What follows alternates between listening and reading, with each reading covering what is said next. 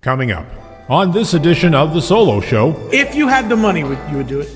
If money was no object, I'd be doing that trip around the world with the that's true, private jet.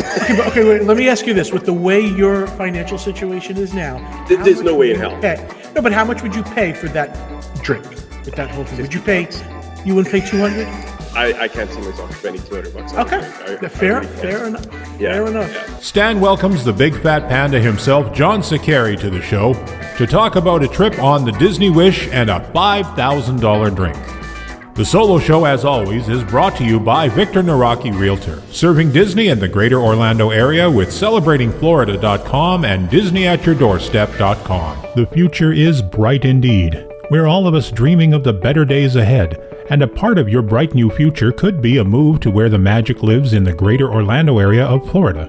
One of the biggest decisions you'll make when considering a move is selecting a realtor who can successfully match you with the right home in the right location at the right price. Victor Naraki is the realtor who can help you make the move you've always wanted to. Whether you're a first-time homeowner or looking to move near Disney World, Victor is in your corner. If you are looking for an experienced real estate agent covering all of Central Florida, please visit disneyatyourdoorstep.com today and find out just why you should work with Victor.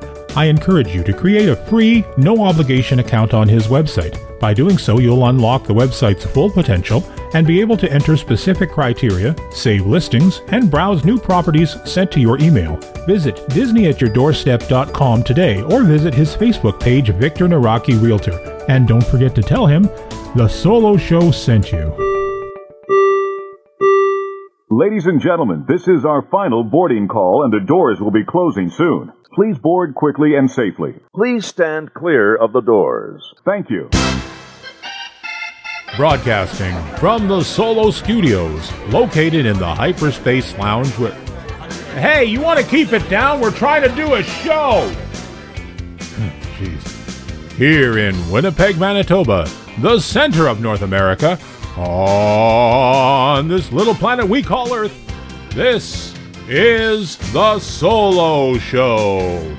On this adventure, Stan pulls out the guest host chair for our old friend John Saccheri, the big fat panda himself, as we talk about John's trip aboard the Disney Wish and sampling the $5,000 drink.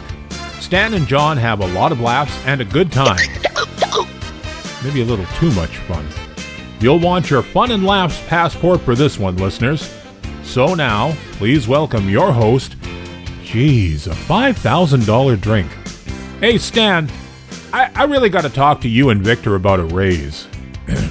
Sorry. Here's Stan Solo. Hello and welcome to another edition of The Solo Show. I am Stan Solo as always, and joining me today is a very special guest. You may know him as Panda, or you may know him as Big Fat Panda, but I just know him as my good friend, John Saccheri. Welcome to the show, and how are you today, my friend? Good. I have missed you, Stan. It's been a long time since we had a chance to sit down and chat. Not that long, has it really?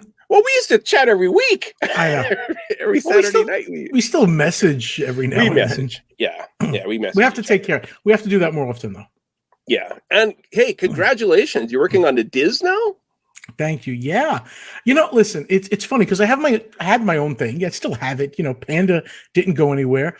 And then I started to work with the whole team at the Diz, and it sort of turned into a real full-time job then with the Diz. So I still get to keep Panda. Of course, it's going to have less time given towards it. But basically, the Diz and Panda connected, and now Panda's part of the Diz. So, yeah, it's pretty cool. And let me tell you, I found my tribe. I found my people. Oh, I'm so happy for you. I am very happy for you.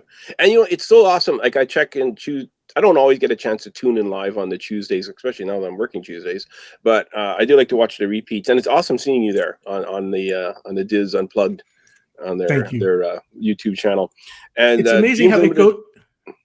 I'm sorry. Well, I was going to say Dreams Unlimited Travel. So you're a travel agent now, or what are you doing there? I'm not a travel agent. Just Dreams Unlimited Travel is. Dreams Unlimited Travel, is part of the Diz. So I'm kind of like a brand ambassador for them. But let me tell you, when you see the workings of it, it's the best travel agency out there. Well, one of the best, I'll say. Just in case you're connected to it. Well, nothing yet. We'll see. I want to talk about the Disney Wish, and in particular, I asked you to come on because Pete Warner, who I guess he owns the Diz and Dreams Unlimited Travel, ordered originally was rumored, and then it was on the menu, and then people weren't sure. The $5,000 drink, the galaxy's rarest and most valuable cocktail. I want to talk about that. But first of all, what were your impressions of the Wish? Because I got a booking in December for it. Okay, all in all, and I've been on the other ships, I really enjoyed it. I am looking forward to going on again. The food was a standout winner to me as far as how good it all was, even the quick service. The little bit of a drawback for me is the layout of the ship is definitely not as easy flowing as the Dream, the Fantasy, the Wonder, the Magic. There's some dead ends and there's some ups and downs and different elevators to get somewhere. So that aside, the show, I wasn't thrilled with the Little Mermaid show they put on. It just wasn't for me. Whereas I'm in love with Beauty and the Beast on the Dream. But still, it was special. It did look like a castle on the water. It's beautiful inside. Yeah. A lot more coffee shops on this ship, which is a good thing. You're into your coffee. Yeah, so were you. I mean, yeah, Marcus is usually making you some fuddy-duddy weird coffee. She's more into the fancy coffee than I am. I'm more of a just plain black coffee, store brand. The Wish will give Marcris a break when she gets on it because they will. Yeah, she does. She's actually looking forward to that. She's really looking forward to the coffee shops for sure.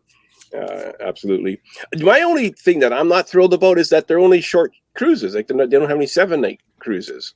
Yeah, that's this particular ship is they want it for the 3 and 4 night Bahamas, which is what the Dream was doing. Who knows? One day it may become a 7-day cruise.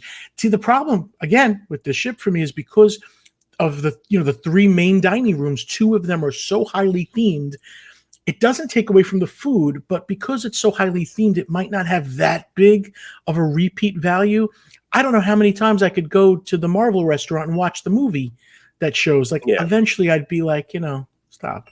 Sorry for that beeping. My plants are telling me that they need water. So when we're done, I have to put water. If I want to grow my Genovese basil this big. You're making your own basil now. You're making. I have a basil farm, basically. We make pesto sauce in this house. Every time I talk to you, you're into something different. You were sewing for a while, or what was it? Stitching? I still do that. I still have the embroidery machine, not the 10 needle big one, but the nice Disney one. So if you need Star Wars or Disney embroidery on a shirt, you send me those shirts. I need a Muppet hat. Oh, I sold a machine that did the hats. I could do the Muppets. But Jimmy Horn, you know him, right? Yeah, of course, yeah. He's my co-host on Muppet Radio. Oh, Jimmy Horn from Disney Nerds podcast, who I love. He has a hat person that will help you with hats. Because I was supposed to do his, and I never did because I couldn't figure out the darn machine. All right. Alrighty. Let's talk about the galaxy's rarest and most valuable cocktail. Is there a name for this cocktail? Yeah, I think it's called the Kyber Crystal, but they spell Kyber differently. I think it's the Kyber Crystal something or other. Yeah. I'm going to play it's less than a minute long. It's an edited version of the full video that cool. I think you posted it. Is it on the Diz or is it on Panda or both? You know what? It's on one of the Diz's sub channels, which is called DCL Fan. DCL Fan is the YouTube channel. It's pretty good if you're into cruises. Okay, so let's take a listen to this first. I want to order that really expensive $5,000 Kyber Crystal drink. Crazy process. Oh yeah, that's on the mountain Japanese gin. They can keep their crazy process. All right, Panda, you're up. I smell orange, right? There's orange. Oh, okay. Not bad. That's like a hard Kool-Aid to me. That's good. I'm gonna have one more sip of this and give it back to you, but this I like. I drank too much, but that I liked. That was like a hard what was this stuff? Tang. That one I don't mind. This is the $5,000 Tang. A $5,000 Tang. There you go. Let me also point out those 2 people that are with me and Pete are Nick and LaToya Cotton. Amazing people, really. Down to earth, great people from World of DVC and Monera Financial. If you're doing anything DVC, they're the people. They're the people you want to see. Right on. Yeah. Okay, so Yeah, as you can see, I'm not a drinker. yeah, well, you're not. It was wasted on me. Pete's not a drinker either. He doesn't drink at all. He never even had a sip, and Nope, he Pete's paid sober. for this $5,000 drink. So he's getting into it more for the experience, and I guess so he could tell his clients and pass on the information, what it's about. Yeah. So we were going to buy it on the inaugural. Is this on the media cruise? I forget. Tour. One's inaugural, one's made right, and they wouldn't do it. And Josh Damaro was there with us. And he said, yeah, we're just not ready for it. And he explains how stormtroopers would escort you off the ship if you bought it.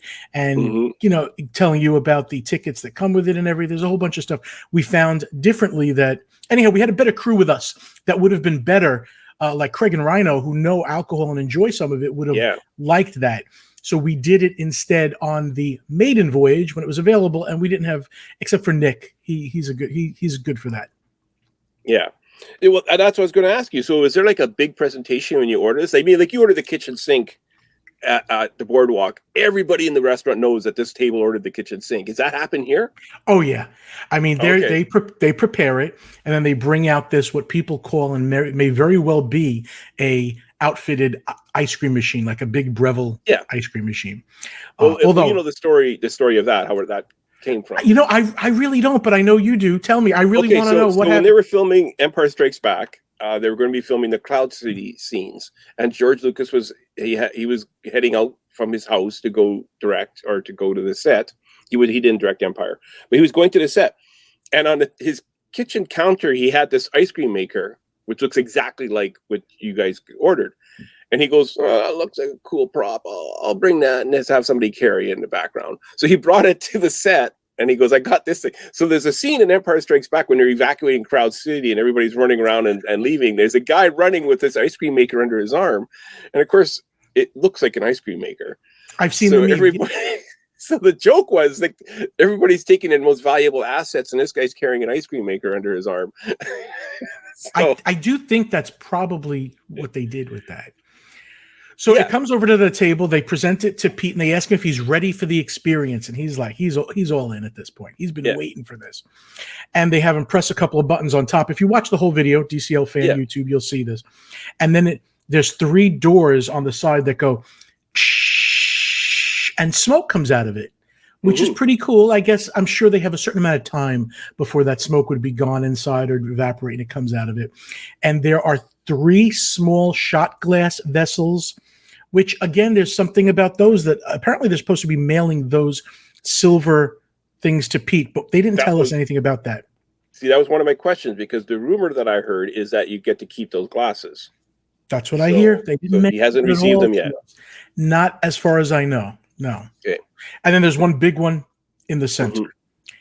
I can't tell you what was in those drinks. They were supposed to send us a detailed letter. They never did. One is like a gin. One I know is Pappy Van Winkle 24. That seems to be the one that people know about. Like the bottle could cost as much as $4,000. Yeah. So there's a cognac. There's a cognac. I don't know if I like that one. I forgot which ones I liked. And then there's Tang. The Tang in the middle was the best because I couldn't even detect alcohol, and that's how I like it. Yeah. But there was a port wine that me and Latoya, the lady in that video, liked, and that was a smoky honey flavor. It was very different. I would have drank the whole thing of that and the Tang. The other two, no thanks. And I do feel bad. People watch the video, and they're like upset that, who's this fat guy that wasted this alcohol? Like, it's not my thing. Well, I mean, I'm like you too. Like, I'm not a big alcohol drinker at all. Like I don't mind having a beer once in a while or a cooler or whatever. But I don't think I've ever had hard liquor, honestly. I don't think I've ever even tried hard liquor. So it would be wasted on me, but if I was there, I'd be all in. Like I'd be, I got to try this. If you've never had hard liquor, your face would do what mine does for the first couple, because it's hard. It's hard. Probably. If it was coffee now, if I had a choice for like 4 strange coffees, that's my jam. Yeah. So they sell these Camtinos at Disney Springs. Do you get to keep the Camtino? No. They don't sell that ice cream maker thing. Oh yeah.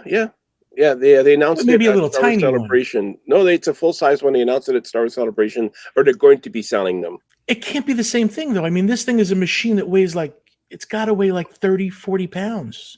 It's a hunk of metal. You can't fly on a plane with it or anything. Well, I think it's probably going to be plastic, the ones they have. Okay, yeah, okay. But it has the buttons on top and the doors open up. Okay, like a popcorn bucket type thing, maybe.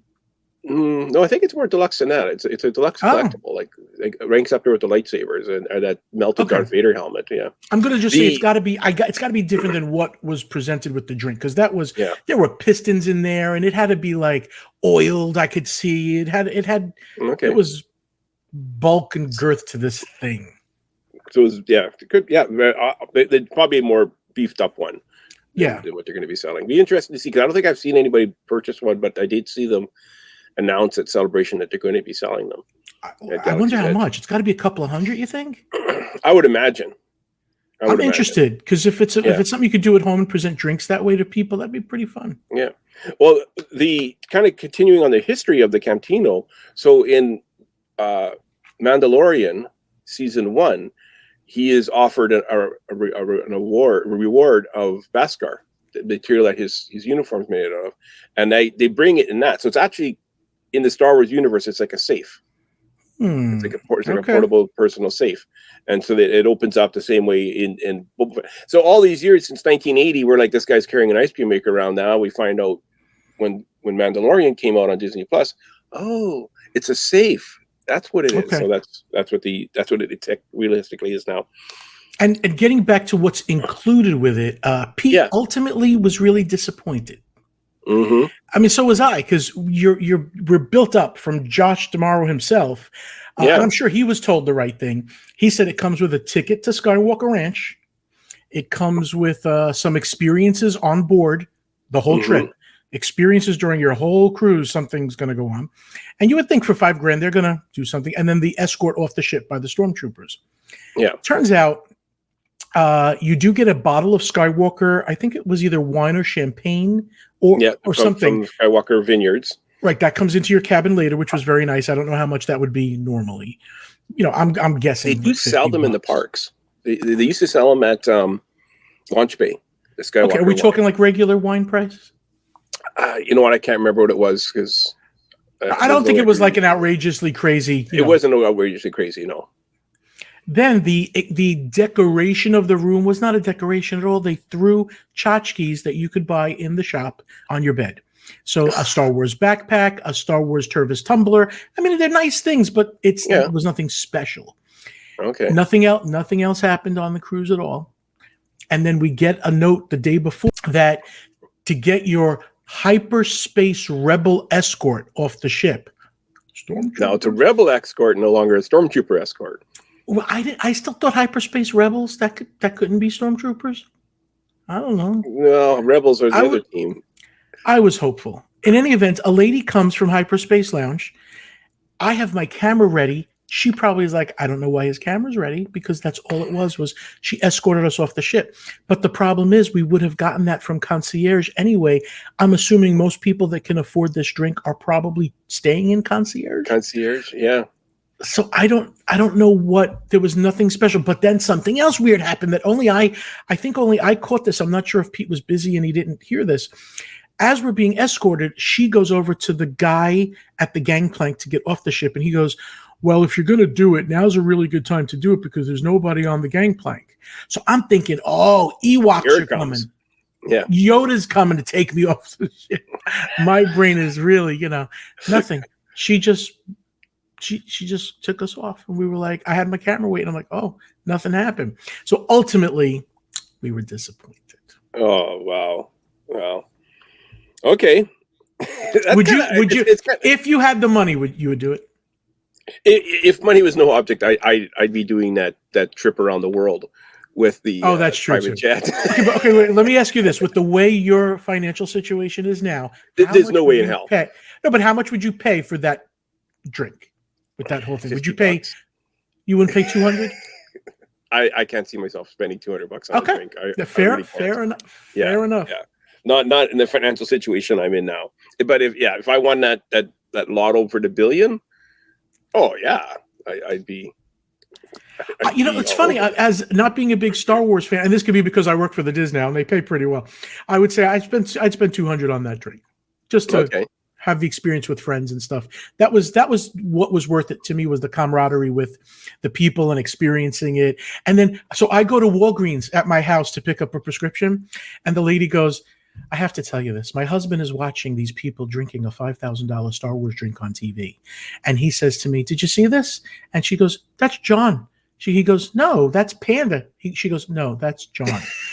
So she knows me from Walgreens, but doesn't know that I do this stuff. And her husband, who's really into the Diz and everything, he's like, "Yeah, that's Panda. I know him." And I'm like, she had to verify with me when I went to get my prescription. Now, every time she sees me, I'm the guy that drank the Star Wars drink. Well, that's what you're known for forever now. Is you're the guy that drank the $5,000 drink. That's that's everybody's. And there are people, if you look at the comments, "I can't believe you wasted that money. You could have given it to charity." We both know Pete's raised $1.3 million for Give Kids the World. Yeah, and the money that he'll make from the advertising and the 100 and something thousand views that it probably has 150 maybe by now. It's a business thing. It's a business expense. It's a smart business expense. Yeah. That was the other thing too. I mean, like, hey, I wouldn't have you on here right now if it wasn't for this drink, realistically. So there you go. Thanks, Dan. Advertising. I mean, I'd have you on for something else, but no, but yeah, you're right. No, but you're right.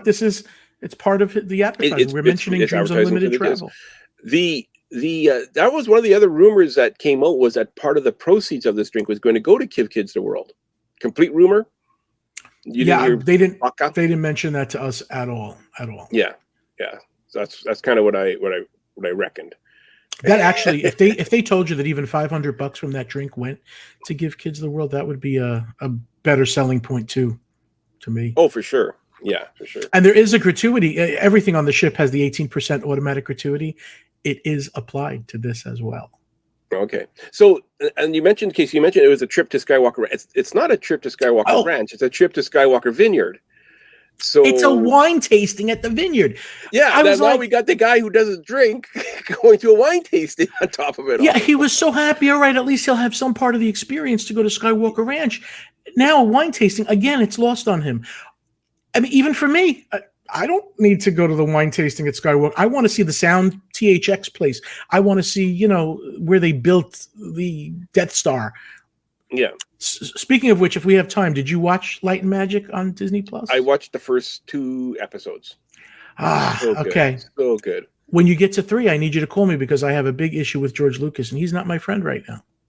Well, they're not painting him in a very rosy picture in the first 2 episodes, even. Yeah. I don't want to give away anything, but let's just say. I mean, I probably know most of the history. Okay, you see how important John Dykstra is to the whole thing? Yeah. I feel like he didn't get his, any gratitude for building what he built. The Dykstra, I don't know, it's a thing, and it's a good. I finished the whole thing. Yeah. You're gonna love it. The whole series. It was a very, very, very stressful time for George. He probably sees it in a different picture than John does. I hope. I mean, like to kind of give our listeners who aren't familiar with it a little bit of the history of it.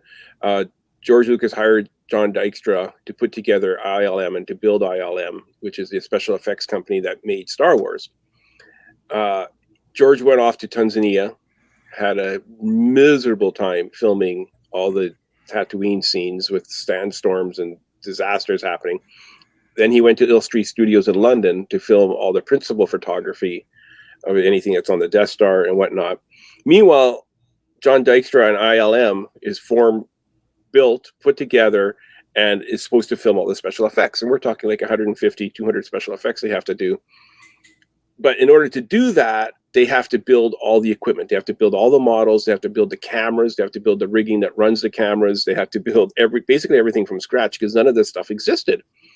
George comes back from Illustrated Studios excited to see what ILM has, and they have 2 shots. They have the pod escaping and the cannons shooting on the Death Star. And it's like a total of like a minute and a half worth of film they've shot. Well, George loses his mind. You could see his point of view. You can see why this would happen, but he doesn't realize the amount of work that these guys did together. Now, in the meantime, let's face it, these guys were all hippies. They didn't have the best work ethic. They were there 15 hours a day, but they were partying for 12. They went across the street to the Army Navy surplus store, brought back a crate, made a hot tub. They went back to their Army surplus store. Slip and slide. Made a slip and slide out of an emergency exit off of a jet. But you know what? But the infrastructure is now there to make these shots. I mean, when you look at the camera, we're not saying you just had to build a camera. They had to build a camera that memorized and recorded every single movement so we could do the same pass exactly the same. Yeah. It's called the Dykstra Flex. I mean, it was an undertaking. So I feel like John Dykstra got the short end of a lot of this. Oh, for sure. Yeah. And I think now he's kind of getting more his comeuppance. Yeah, he looks great in the documentary, so that's good. Yeah. I think my favorite line from that whole era was, someone says to George, he says, "George, I don't know what I'm doing. I've never done this before." And George, no one has. Nobody's done this before, which is true. So no one has. Don't worry about it. All righty, let's get back to this. So the other thing I want to talk about. So there's a mandatory $900 tip on top of the $5,000 drink, which I watched the episode of the Diz where Pete was talking about. He's not a fan of the mandatory tip. You want to talk about that? Yeah. I'm not giving anything away, I don't think, by saying, I want to keep Pete's private life private, but he is a good tipper. Yeah. I've seen him. He mentioned it on the show as well. Okay, good. I've seen him tip waiters, like in Palo, we had great service. The bill might have been $300. He tipped the waiter $500. Oh, wow. Yeah. So you hear the waiter going, from the room. When it's mandatory, he gets upset where, fine, you wanted to give a mandatory tip, I would have given more. He probably would have given more than the $900 tip to the server. Or I'm sure they split it up amongst the couple of servers that helped us. I don't know how they would handle that. And in my mind, listen, I know it's a $5,000 drink and it's all based on percentage, but you didn't do anything worth $900 at that, for those 10 minutes that you spoke to us. But I digress. That's exactly what I'm thinking as well. That they didn't. I mean, a couple of hundred. Least, like you guys weren't prepared yet for the audio. When you watch the video, the audio isn't great at the beginning when the server comes and is explaining the drinks. Right, we didn't even know what was going to happen. I had that wireless mic with me, but you could imagine how loud the Hyperspace Lounge is, and then he's got a mask on to further bumble him up. So it was hard, and I'm sure it's the first or second time they've done it. So what would have been awesome is, okay, listen, we're paying $5,000 for this drink. We're giving you a $900 tip. Can you tell us again what's in these drinks, and we can record it properly? that would have been more. So we did ask them for a paper on that because I was going to do like a voiceover afterwards. We never got the description of what was in. I'm not sure if that is because it changes based on availability or it's a secret kind of. I don't know. Well, it's online. It's all over the place. I think it's in the app even, I believe. Okay. If you want to find out. I think it's in the app. It is what it has.